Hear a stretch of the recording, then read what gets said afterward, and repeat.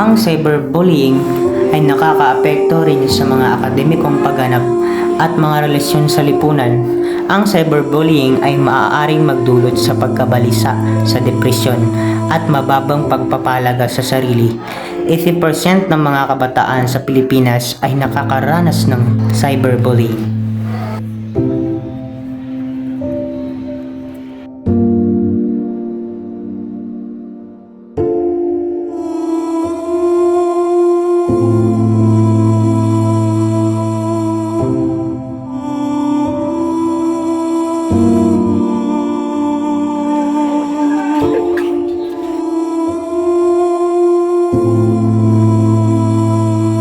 Cyberbullying could have greater impact on a child compared to face-to-face bullying. Stop cyberbullying!